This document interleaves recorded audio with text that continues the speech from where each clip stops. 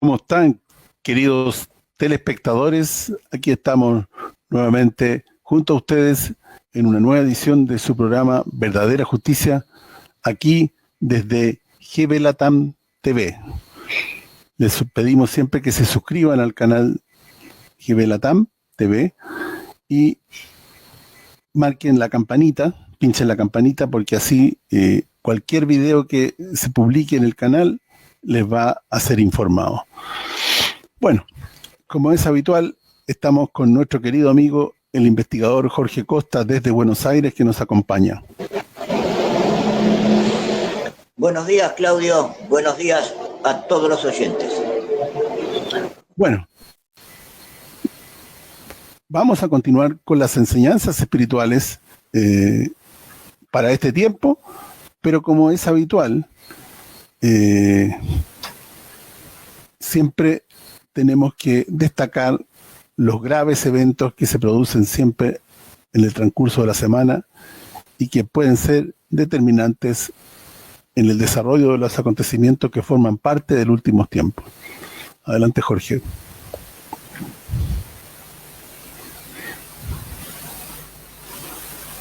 ¿No se escucha? Bien, Claudio, tenemos algunos informes para ponernos al día de los sucesos internacionales que están sucediendo. Ha sucedido un hecho muy grave.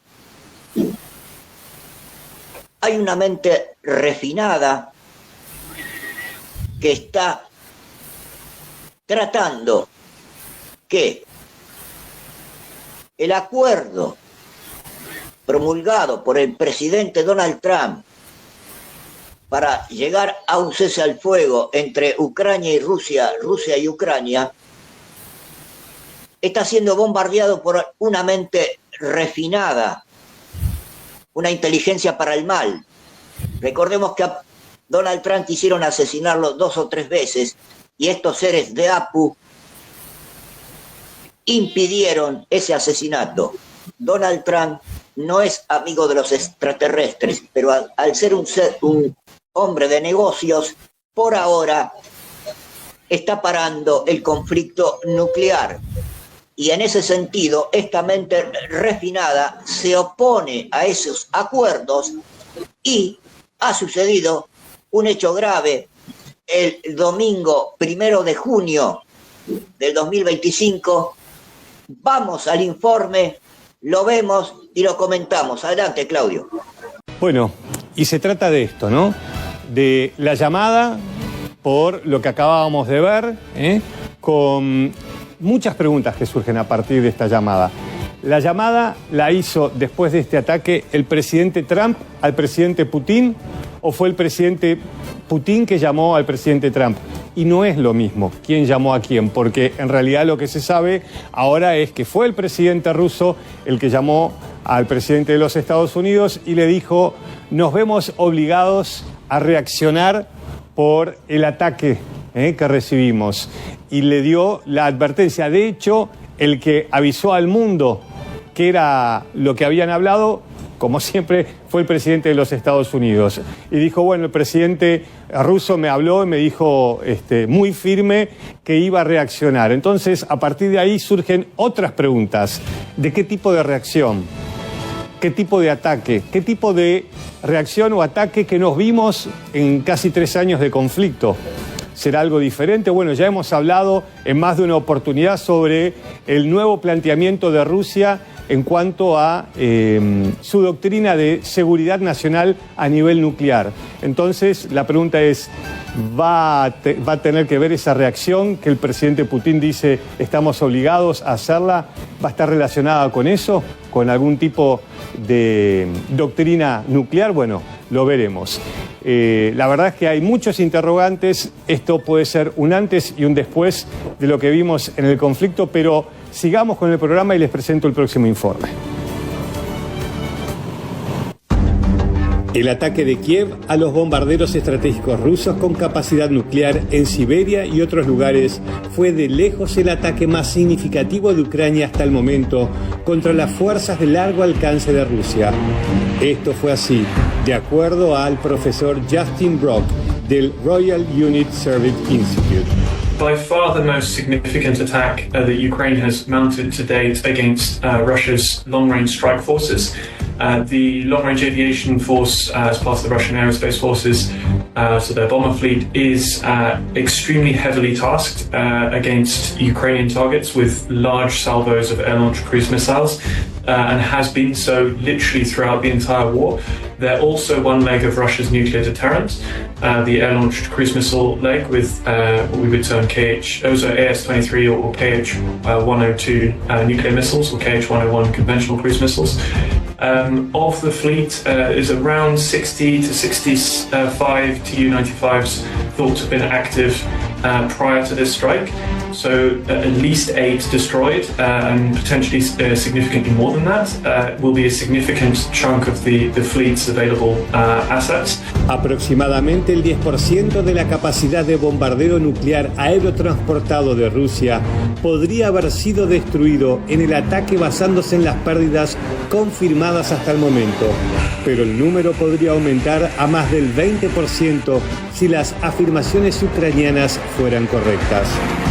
Por estas horas, en Rusia, muchos piden al Kremlin que ejerza la mayor fuerza de ataque como respuesta al bombardeo de drones y la destrucción del arsenal ligado a la defensa y ataque nuclear de Rusia.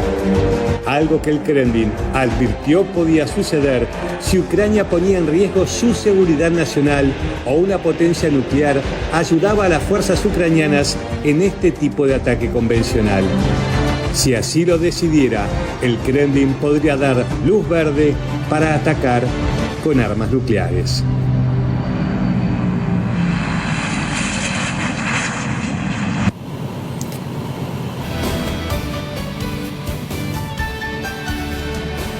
Bueno, se desencadenan muchas preguntas. La verdad que creo, por la información, por lo que van a estar escuchando esta noche, de, por ejemplo, el secretario general de la OTAN advirtiéndole directamente a Putin que la respuesta iba a ser devastadora de la OTAN si Rusia atacaba.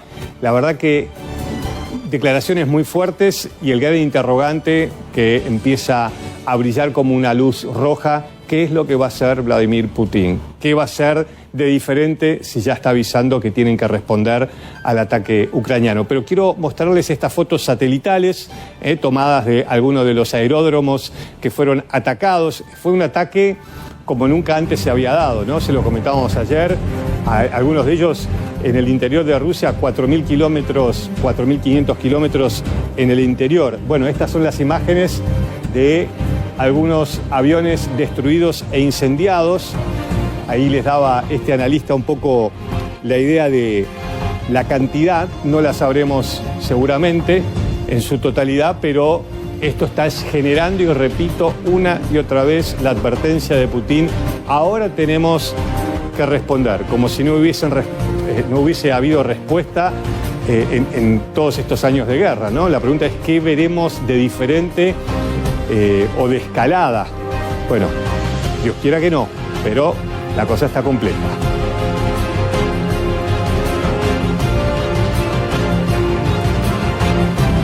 Bueno, ahí teníamos. Como vimos en el informe, Claudio, esto, una mente refinada, fue preparado durante 1 año y medio. Sí. A través de camiones que camuflaron como si esto fuera mercadería, alimentos, pasaron drones por la frontera rusa, creo que por Azerbaiyán, y atacaron 5 bases donde, entre otros, había aviones de reconocimiento y aviones que llevan, aviones rusos de guerra que portan armas nucleares. Hay una mente refinada detrás de esto.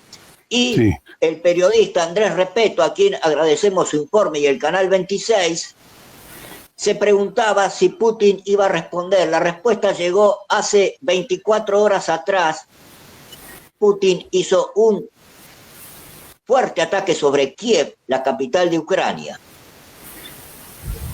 Como decimos, hay una mente refinada detrás de esto que no quiere que el conflicto se pare, al contrario, que escale más.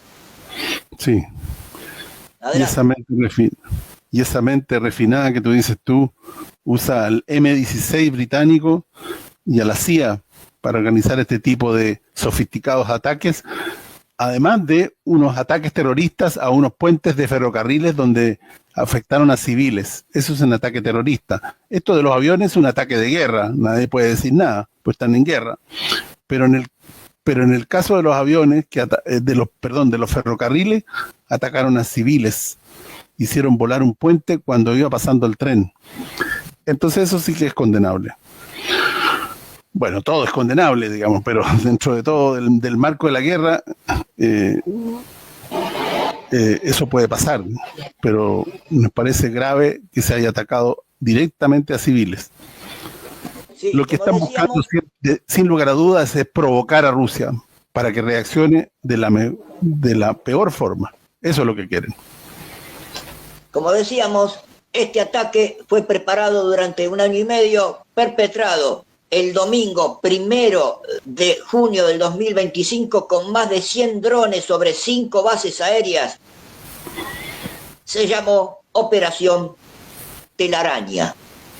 Esto nos invita y nos alerta en lo que venimos diciendo, que este mundo se enrumba hacia un enfrentamiento nuclear. ¿Te parece, Claudio? Vamos al segundo informe precisamente sobre la preparación nuclear de Rusia. Adelante. Bueno, yo estaba viendo la imagen, ¿no? Y estaba pensando, el presidente ruso en el año pasado cambió su doctrina nuclear de defensa y dijo una frase que va calcada a lo que ocurrió en estas últimas 48 horas. Dijo, si un país no nuclear nos ataca y pone en riesgo nuestra seguridad nacional y fue apoyado por potencias nucleares, nosotros podemos responder con armas atómicas. Bueno, la realidad es que parte de lo que sucedió se puede enmarcar en esta situación.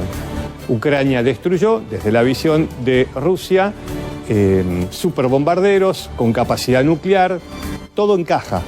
La pregunta es, ¿cuál va a ser la respuesta de Putin? Yo no estoy diciendo que Putin va a lanzar una bomba atómica. Putin dijo que en este contexto lo podía hacer, ¿no? Y está advirtiendo que va a haber un ataque y va a haber una respuesta. Bueno, veamos un poco la doctrina nuclear que implementó el Kremlin a partir de la profundización de esta guerra en Europa. Внимание, расчет, пуск. Есть пуск. Mientras la guerra en Ucrania entra en una etapa de tensiones, Rusia actualizó su doctrina nuclear en noviembre de 2024, incorporando cambios que para muchos analistas bajan el umbral para el uso de armas atómicas. El documento, firmado por el presidente Vladimir Putin, redefine las condiciones en las que Moscú consideraría emplear su arsenal nuclear, al tiempo que incrementa las advertencias dirigidas a Estados Unidos y sus aliados europeos. Entre los principales cambios figura una cláusula que considera como ataque conjunto cualquier agresión contra Rusia por parte de un país no nuclear si cuenta con el respaldo o participación de un Estado con capacidad atómica. En términos prácticos, esto implica que Moscú podría considerar un bombardeo ucraniano ejecutado con misiles estadounidenses, alemanes o británicos como una agresión directa de Occidente o incluso de drones contra bombarderos con capacidad nuclear. Putin también definió que Rusia se reserva el derecho a usar armas nucleares ante información fiable sobre el lanzamiento de un ataque aéreo masivo que cruce sus fronteras, sea por misiles, aviones o drones. Esta actualización coincidió con el primer ataque ucraniano dentro del territorio ruso utilizando misiles ATACMS suministrados por Estados Unidos y últimamente con el ataque con drones. La doctrina ampliada incluye nuevos escenarios de riesgo, como bloqueos territoriales, maniobras militares a gran escala cerca de sus fronteras, amenazas de catástrofes ecológicas o ataques contra tropas rusas desplegadas fuera del país. Además, Rusia afirmó que su paraguas nuclear ahora protege también a Bielorrusia, un aliado clave, y eliminó referencias anteriores al cumplimiento de obligaciones internacionales sobre control de armamento. Russia's nuclear doctrine is that they have nuclear weapons to defend their country, as all nuclear weapon states do. The interesting thing is that they changed it a little bit last year. They added that the nuclear weapons are also to be used in defense of Russia's sovereignty and territorial integrity, which is a little bit of a new wrinkle. This was clearly done to send a message to the countries that are supporting Ukraine to say that there is a line. They're not saying where it is, but at some point, if that line is crossed, then nuclear weapons could be involved. So it's clear that they're using these weapons as a means of blackmail, that they are trying to use it to get additional leverage to get what they want out of the war in Ukraine. Aunque los ejercicios militares y los ensayos con misiles continúan, Rusia ya está usando su arsenal nuclear como herramienta diplomática más que militar. The important thing to keep in mind is that Russia is already using nuclear weapons, not in an explosive sense of destroying large areas of territory, but they're using them as diplomatic leverage, as I said earlier. They're using them as a means of blackmail. They're using them to get Western countries to restrain what they are providing Ukraine in the way of military assistance. So we're seeing the use of it every day, and it's been very successful. En el mismo tono, Putin reafirmó en un discurso que cualquier ataque convencional que suponga una amenaza crítica para la soberanía de Rusia o Bielorrusia podría justificar una respuesta nuclear.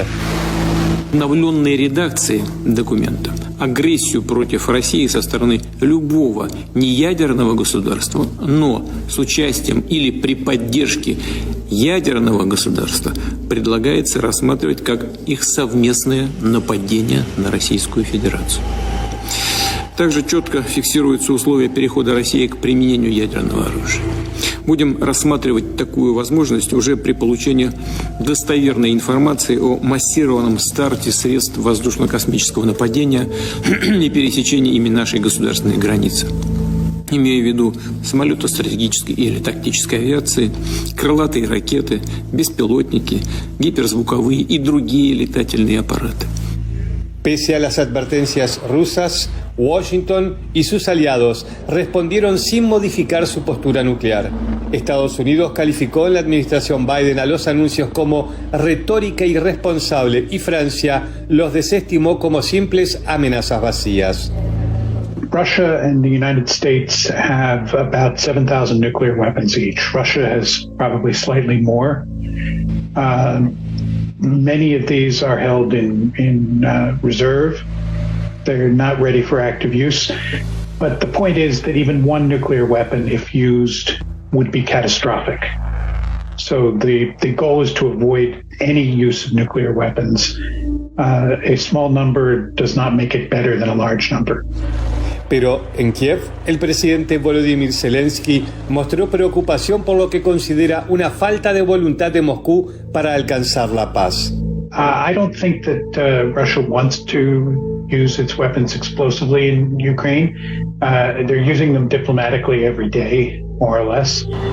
I think that they made a decision early in the war that they would prefer to use their weapons in this manner as means of leverage and not as a way to destroy territory. It doesn't make sense. You don't destroy a country that you want to occupy and eventually control. En un contexto marcado por los preparativos para una posible nueva fase de negociaciones internacionales y la creciente participación indirecta de potencias como Corea del Norte, la doctrina nuclear rusa añade una nueva capa de tensión al conflicto. Durante décadas, las potencias atómicas compitieron por demostrar quién tenía el poder de destrucción más absoluto. Ensayos como la de la bomba del Zar dejaron cicatrices visibles y advertencias imborrables sobre los efectos de una explosión atómica. Hoy, cuando las armas nucleares vuelven a ocupar un lugar central en los discursos de guerra, esas imágenes de fuego, polvo y silencio nos recuerdan que cada amenaza no es solo retórica, sino una posibilidad real con consecuencias irreversibles. Adelante, Jorge. Clarísimo el mensaje, clarísimo el informe. Hablaba de 7.000 armas nucleares. El periodista en su informe, con esas 7.000 se puede destruir el planeta varias veces. Por eso, la civilización que conocemos con el nombre de Apu, que representa a toda la Confederación Interestelar, interviene en estos momentos, desde hace mucho tiempo, en el planeta, para evitar la destrucción del planeta. Vamos a un tercer informe de 1 minuto 30 segundos de una de las mentes refinadas que quieren la guerra. El ministro de Defensa inglés, John Hawley. Vemos lo que dijo, que prepara a su país y al mundo para la guerra. Bueno, y todos esos serán mensajes de "me quiero hacer tu amigo" del secretario general de la OTAN al presidente Trump. Cuando habla del artículo 5, el artículo 5 es que cualquier país de la OTAN, de esta alianza militar, que es atacado, el resto tiene que salir a defenderlo. ¿Por qué dice no, Trump está comprometido? Porque fue el propio presidente Trump que dijo, no sé si lo voy a cumplir. Y la realidad es que Europa está cada vez más sola. Y creo que, de acuerdo a lo que dijo Putin, veremos si viene una prueba de fuego en algún momento sobre eso. Pero si no nos queda claro qué es lo que está pasando, escuchen al ministro de Defensa de Gran Bretaña. I think a lot of people... The world is more uncertain, the tensions are greater, but we prepare for war in order to secure the peace. If you're strong enough to defeat an enemy, you deter them from attacking in the first place. That's what has made NATO the most successful defensive alliance in history. For over 70 years, it's helped keep the peace and the stability in Europe. And so it's the same principle now. Faced with greater conflicts, faced with greater uncertainties, we have to be more ready to fight in order to avoid the wars we do not want to fight. And actually the message to Moscow might be, you know what, we'll have to get back to you. No, the message to Moscow is that we will transform our armed forces, they will be stronger and British people will be safer. It was about 12 weeks ago the Prime Minister sat there and said he was going to build a coalition of the willing. Clarísimo el ministro inglés hacia dónde nos quiere llevar. Vamos con 3 noticias. Si tenemos la foto correspondiente,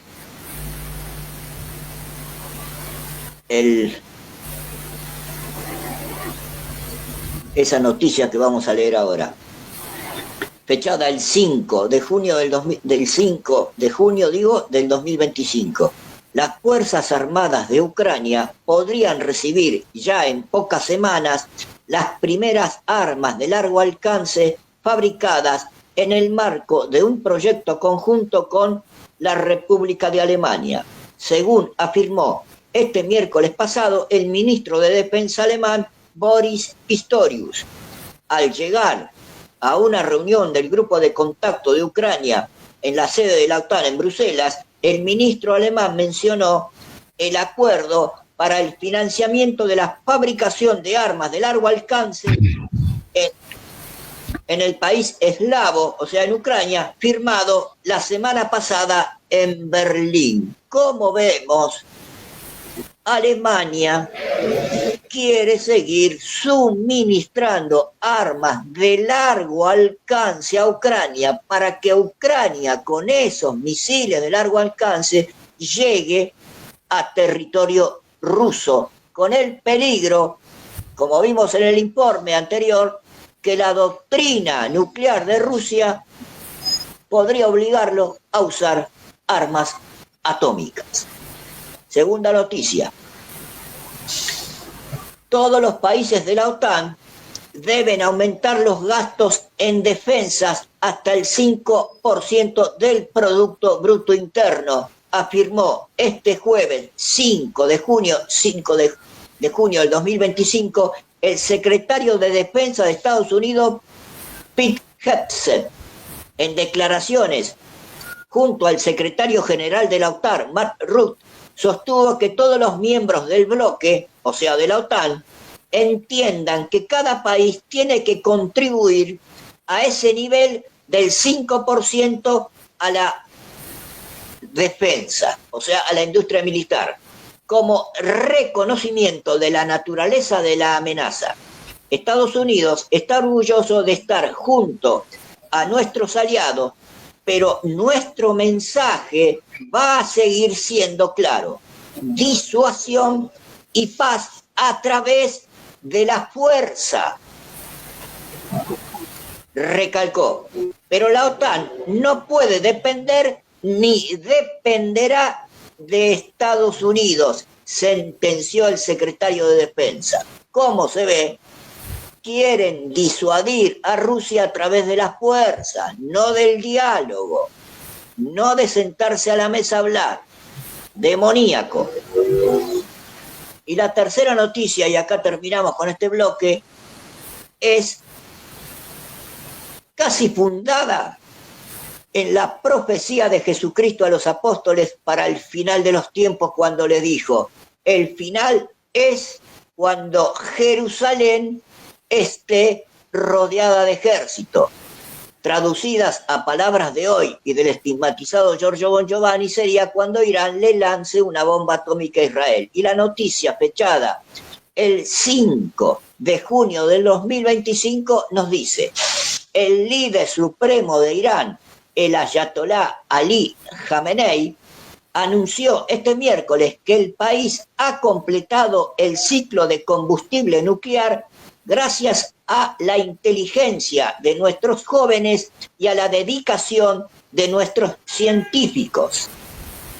Irán ha conseguido completar el ciclo del combustible nuclear.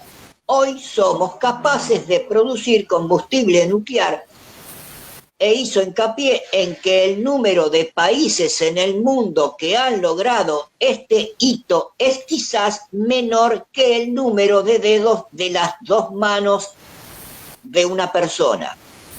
El ayatolá Khamenei también criticó las políticas de Estados Unidos, afirmando que Washington pretendía privar a Teherán de su industria nuclear.